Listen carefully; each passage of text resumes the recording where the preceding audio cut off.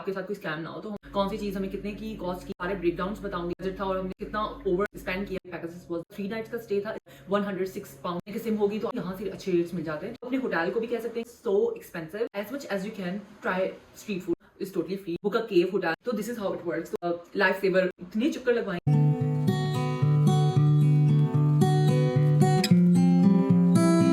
अस्सलाम वालेकुम everyone, I hope you guys are doing really well and great in your life. So चलें जी, आज का व्लॉग स्टार्ट करते हैं। आज के व्लॉग में I am gonna talk about Turkey trip, जो कि हमें कितना कॉस्ट हुआ, उसके अंदर टोटल हमने क्या क्या स्पेंडिंग्स की और कितनी हमारे बजट था और हमने कितना ओवर स्पेंड किया। आज की वीडियो के अंदर मैं सारे ब्रेकडाउन्स बताऊंगी कि कौन सी चीज़ हमें कितने की कॉस्ट की और तो कौन सी चीज़ ज़्यादा महंगी है, कहाँ पे कौन सी चीज़ ज़्यादा सस्ती है। All the tips and tricks I am gonna share in this video. तो आपने पूरी वीडियो देखनी है टिल द एंड। आपकी जो भी क्वेरीज होंगी, I hope I will be able to help you all. So चलें अपनी वीडियो को स्टार्ट करते हैं। अच्छा, सबसे पहले क्लियर कर दूं कि मैं जो जो चीज़ें आपको बताऊंगी मैं 2 पर्सन के लिहाज से बताऊंगी, तो आप उनको डिवाइड कर लीजिएगा। इन द एंड जो भी आपका फिर 1 पर्सन कॉस्ट होगी तो वो आप अपने लिहाज से इसको मल्टीप्लाई या लेस कर सकते हैं। बट ये सारी चीज़ें मैं आपको बताऊंगी जो यूके से आप करवाते हैं, ठीक है। तो हम यूके से गए थे तो मैं आपको वहीं की चीज़ें बताऊंगी। सबसे पहले वीज़ा की बात कर लेते। तो वीज़ा जो है हमारा यहाँ पर यूके से हमने लगाया था, तो उसका हमारा जो था वो 33 पाउंड पर पर्सन लगा था, ठीक है। तो आप उसको आप 2 पर्सन के लिहाज से उसको आप ऐड कर लीजिएगा। और हमारा जो वीज़ा था वो जो ड्यूरेशन था वो 30 डेज का लगवाया था हमने। अगर हम 6 मंथ्स का या उससे ज़्यादा का लगवाते तो उसमें फिर उस तरह से आपकी कॉस्ट जो है वो बढ़ती जाती रहती है। वीज़ा लगवाने के बाद जो सेकंड स्टेप आता है वो आता है प्लेन टिकट। हमने पेगासस एयरलाइन को चूज़ किया था। सबसे पहला रीज़न ये है कि वो एक बजट एयरलाइन है और बहुत ज़्यादा कॉस्ट नहीं होती है। उसके मुकाबले में टर्किश एयरलाइन जो है वो भी बहुत कॉस्टली पड़ रही थी। तो हमने अपने बजट को भी बहुत ज़्यादा मिनिमाइज रखना था, तो उसके लिहाज से हमारे लिए Pegasus was the best one. और पेगासस का जो टिकट हमारा था वो 442 टिकट पड़ा था हमें, रिटर्न टिकट 2 पर्सन के लिए। लंदन से जो है वो इस्तांबुल तक का जो हमारा ट्रैवल था दैट्स इट। उसकी मैं फ्लाइट का बता रही हूँ क्योंकि आगे फिर हम दूसरे कैपाडोकिया में गए थे तो उसका कॉस्ट जो है वो अलग है। जो होटल में स्टे था वो वहाँ पर 3 नाइट्स का स्टे था इस्तांबुल के अंदर। एशियन साइड जो इस्तांबुल का एरिया है, हम वहाँ पर रहना चाह रहे थे बिकॉज हमने इस तरह से अपना टूर प्लान किया हुआ था कि हमारे जो पहले 3 दिन होंगे वो हमारे जो है वो ओल्ड एशियन साइड पे होंगे और तो हम वहाँ पे पूरा घूम लेंगे। टॉप की अट्रैक्शंस है ना वो बहुत करीब थी, तो हमने उस लिहाज से उस जगह पे करवाया था जहाँ से हमारे लिए भी बिल्कुल वॉकिंग डिस्टेंस हो और अगर हमें ट्राम या बस वगैरह पे जाना भी पड़े तो वो हमें बहुत ज़्यादा दूर ना जाना पड़े। तो हम उस तरह से हमने अपना बुक करवाया था होटल। तो आप अपने लिहाज से अपनी ओन रिसर्च भी कर सकते हैं। हमने जो होटल करवाया था उसका नाम था अला सोफिया। हमारा 3 नाइट्स का स्टे था वहाँ पर और 106 पाउंड हमें कॉस्ट हुए थे, जिसके अंदर जो है वो ब्रेकफास्ट वगैरह होता है। तो लेकिन ये कि खाना वगैरह हमने अलग ही खाया था, तो उसका भी मैं आपको एक्सपेंस में शेयर करूँगी। और एक बिल्कुल नॉर्मल सा होटल था, बहुत लग्जूरियस भी नहीं था, बहुत नीचे भी नहीं था, वो बिल्कुल मिड वाला सीन था। और वहाँ से जो है ना ईच एंड एवरीथिंग वो सो नियर। ब्लू मॉस्क हो गई, वो 5 मिनट का ट्रैवल था उससे। ब्लू मॉस्क, हाया सोफिया, ग्रैंड बाजार बहुत ज़्यादा करीब था। मतलब हम लोग ट्राम पे गए थे ऑलो, लेकिन बहुत ज़्यादा दूर भी नहीं था। इसके अलावा और भी बहुत सारी अट्रैक्शंस जो है ना वो इतनी करीब थी कि आप आराम से, अगर जाहिर सी बात है हम यूके से जा रहे थे तो हमें पता है हम पैदल आराम से कितना ज़्यादा चल लेते हैं, तो हमारे लिए बिल्कुल भी प्रॉब्लम नहीं होता। बाहर इतनी ज़्यादा बारिश हो रही है ना इस वक्त, तो यहाँ तक इतनी आवाज़ आ रही है, तो अभी मैंने विंडो भी बंद कर दी। मैंने कहा कि चलो आवाज़ बिल्कुल क्लियर होनी चाहिए।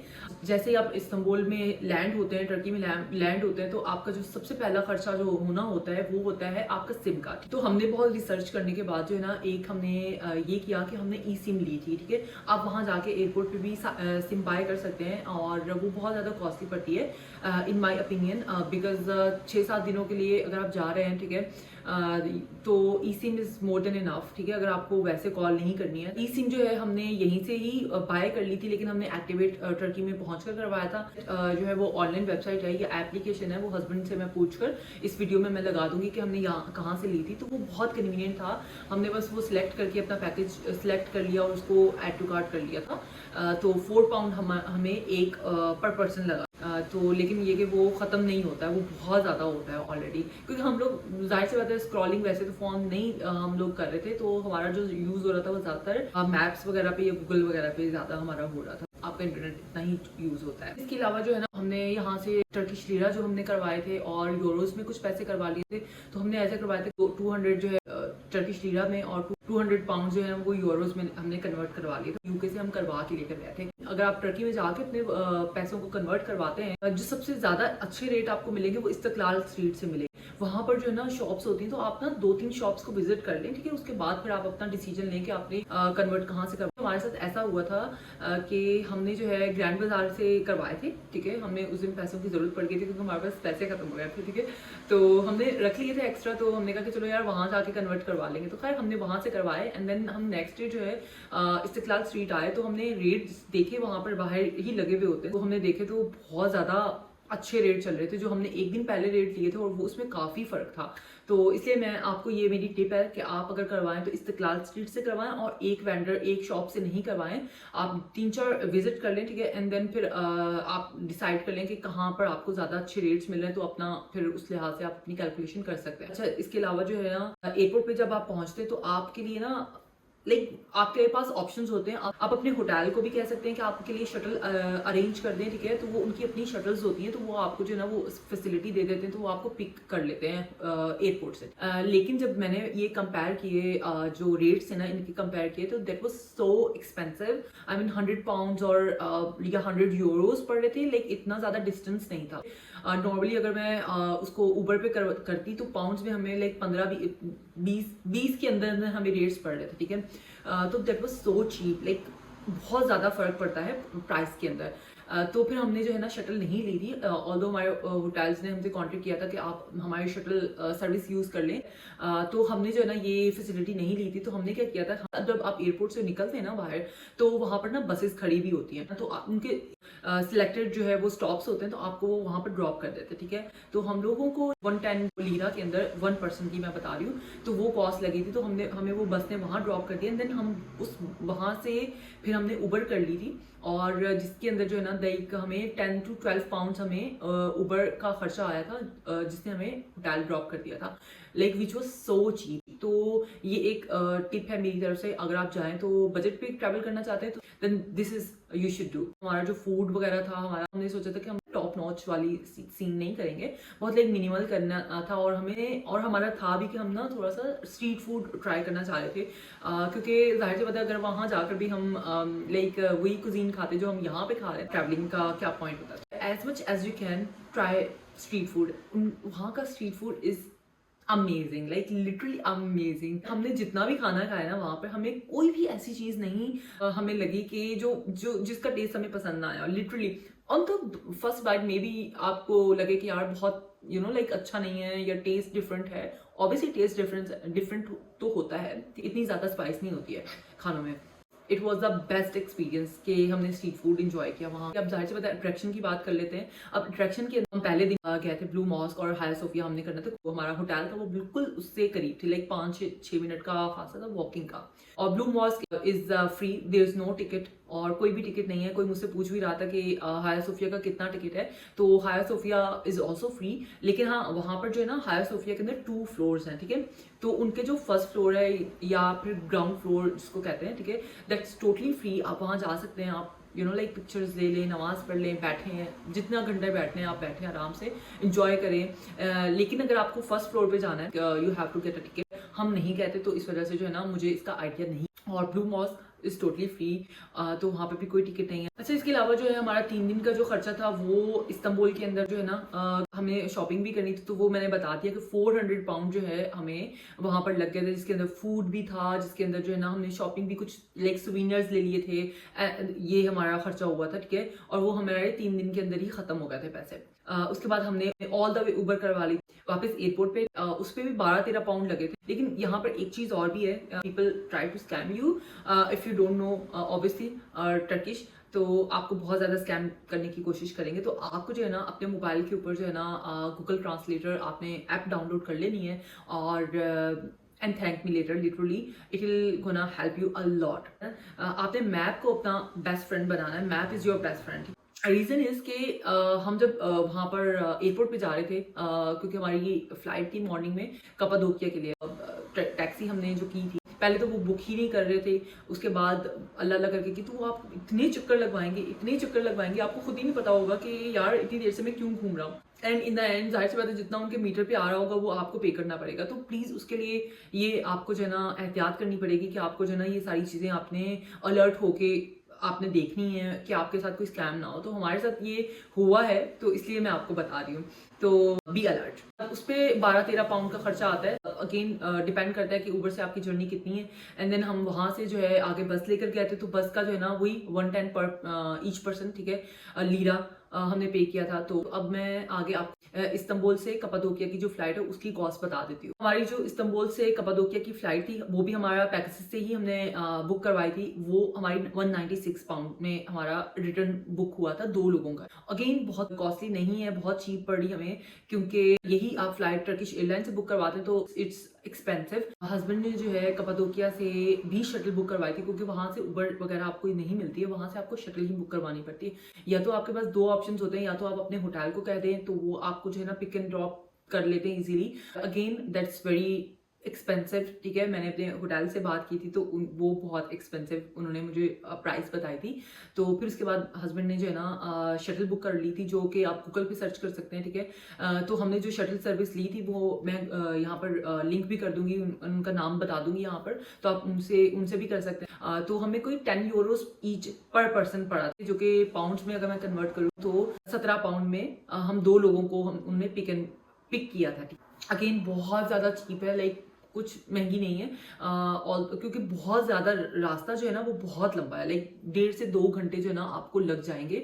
अगर आपने, वो डिपेंड करता है अगेन कि आपने कहाँ पर अपना होटल बुक करवाया। हमने गोरे में करवाया था, तो वहाँ का जो ट्रैवल जो डिस्टेंस था ना वो ऑलमोस्ट 2 घंटे का था। तो अगर प्राइवेट होगी आपकी गाड़ी बुक की हुई तो वो आपको ज़रा कम शायद टाइम लगे। तो अगेन 2 लोगों के 17 पाउंड लगे थे हमें शटल से, जो कि एयरपोर्ट से हमें होटल तक उन्होंने ड्रॉप किया था। अच्छा, इसके अलावा कपाडोकिया में हमारा 2 नाइट का स्टे था। यहाँ पर भी डिपेंड करता है अगेन आपकी पर्सनल प्रेफरेंसेस कि क्या है, क्योंकि on the first side I wanted to book a cave hotel, but my husband is like scared and he can't, he has this thing, ठीक है, जो कि क्लैस्ट्रोफोबिया जिसको कहते हैं, he can't stay in caves and तंग जगहों के अंदर। तो और केव होटल इज एक्सपेंसिव, तो हमने एक नॉर्मल होटल बुक करवाया था जिसकी कॉस्ट हमें पड़ी थी 64 पाउंड 2 नाइट्स की। बहुत ज़्यादा लग्जूरियस नहीं था ऑनेस्टली स्पीकिंग, और उसके अंदर ब्रेकफास्ट भी नहीं था अगेन। तो it was very basic hotel, ठीक है। तो अटक होटल का नाम था, गुरमे के ऐसी जगह पे था कि जहाँ से each and everything was so near, like we were just walking and everything was so nearby। तो आप अगेन आपके लिए ये भी एक टिप है कि आप अपना होटल ऐसी जगह पे बुक करवाएं कि जहाँ से आपको ट्रैवलिंग, क्योंकि आपने अगर 3 दिन या हफ्ते के लिए आपने रहना है ना कहीं पे, तो आपको उस जगह को एक्सप्लोर भी करना है, ठीक है ना। तो ये नहीं है कि आपने 2 घंटे ट्रैवल पे लगाए या 1 घंटे ट्रैवल पे लगाया है and then like okay now आप क्या एक्सप्लोर करेंगे। तो ऐसी जगह पे अपना होटल बुक करवाएं कि जो बहुत नियर हो और आपको जो जो अट्रैक्शंस देखनी है ना तो उनके करीब ही होना चाहिए। तो ये एक अगेन एक टिप है मेरी। अच्छा, इसके अलावा जिस दिन हम लोग लैंड हुए थे तो उस दिन हमने खाना वगैरह भी खाया था वहाँ पे। मैं फूड का अलग से मैं बता दूंगी कि कितना हमारा एक्सपेंसिव हुआ था, जो कि कपाडोकिया के अंदर ही हमारा हुआ था टोटल। अच्छा, इसके अलावा कपाडोकिया के अंदर जो हमारा फर्स्ट डे था वो ऐसे था कि हम लोग दोपहर के करीब लाइक 2-2:30-3 बजे तक हम लोग पहुंचे थे। यही कोई अराउंड टाइम था। फिर हमने लंच वगैरह किया, उसके बाद हमारा एक जो हमने बुक करवाया था, हमने ATV राइड बुक करवाई थी। अच्छा, इसके अंदर ये चीज़ होती है कि आपके ऊपर डिपेंड करता है कि आपने सिंगल करनी है या आपने 2 पर्सन एक ही गाड़ी को आपने जो है ना बुक करना है, ठीक है। तो हमारे पास ये सीन था, क्योंकि मेरे पास लाइसेंस नहीं है, ड्राइविंग लाइसेंस नहीं है। तो आपको ड्राइव करने के लिए आपके पास ड्राइविंग लाइसेंस होना चाहिए, लेकिन मेरे पास नहीं था। तो हमने जो है वो मैंने हस्बैंड के साथ ही मैं बैठ गई थी। तो हमारा एक के ऊपर जो है हमारा जो कॉस्ट लगा था वो 27 पाउंड समथिंग था, ऑलमोस्ट 28 ही लगा लें आप। 28 पाउंड आपको ATV राइड मिलती है, ठीक है, जिसके अंदर जो सनसेट का जो टाइम होता है ना उसके अंदर वो पूरे कुछ टॉप उनकी अट्रैक्शंस होती हैं, वैलीज होती हैं, उनको कवर करवाते हैं। एंड तो काफ़ी मज़े की चीज़ है अगेन। तो इसके अंदर कुछ भी खाने पीने का कोई भी चीज़ इंक्लूड नहीं होती है। ये आपको जो है ना पिक एंड ड्रॉप ज़रूर देते हैं, आपको होटल से पिक करेंगे, आपको होटल ड्रॉप करेंगे, और 28 पाउंड में आई मीन 2 पर्सन के लिए इंजॉय करना इज़ नथिंग लिटरली। तो ये आप अपनी लिस्ट में जो है ना मस्ट रखें, आपने करना है लास्ट में, तो बहुत मज़ा आता है। अच्छा, इसके अलावा जो है हमारा हमने नेक्स्ट डे के लिए जो है वो हॉट एयर बलून राइड हमने बुक की हुई थी, जो कि अनफॉर्चुनेटली हमारा नहीं हुआ। तो मतलब हॉट एयर बलून जो हमने बुक करवाई थी वो 236 पाउंड की हमने करवाई थी, फिर कुछ कन्वर्जन वगैरह भी 7-6 पाउंड लग जाता है आपको, तो 245 आप जो ना एस्टिमेट रख लें। 245 पाउंड 2 पर्सन के लिए था, जो कि हमारी अनफॉर्चुनेटली कैंसिल हो गई। तो लेकिन ये भी मैं आपको इसलिए बता रही हूँ क्योंकि हमने बुक करवाई थी, तो आपको जो है ना चार्जेस वगैरह क्या पड़ सकते हैं तो आपको आइडिया हो जाएगा, लेकिन ये मैंने अपने ओवरऑल बजट के अंदर ऐड नहीं किया है। अच्छा, बेसिकली यहाँ पर काफ़ी सारे टूर्स आपको मिल जाते हैं, वहाँ पर कंपनीज ऐसी होती है कि शॉप्स बहुत मिल जाती हैं, आप वहाँ से जाकर भी बुक कर सकते हैं, ठीक है। सिंस हमारा जो है ना ये हमने ऐप से बुक किया था, वो तो कैंसिल हो गया था। वो तो जिस दिन हम लोग पहुंचे थे, हमारा जिस दिन हम लोग लैंड हुए थे, फ्लाइट हमारी थी और हम होटल जा रहे थे शटल में बैठ के, तो उस वक्त मेरे पास ईमेल आई थी and then they said that it's cancelled due to some reasons, due to weather. तो फिर खैर फिर हस्बैंड ने जो है ना नेक्स्ट डे हमारे लिए जो है वो ग्रीन टूर बुक कर लिया था। इसके अंदर काफ़ी टूर्स होते हैं, रेड टूर्स भी होता है और ग्रीन टूर्स भी होता है, ओपन एयर म्यूजियम्स भी होते हैं। तो आपकी ओन प्रेफरेंसेस है कि आपने क्या बुक करना है।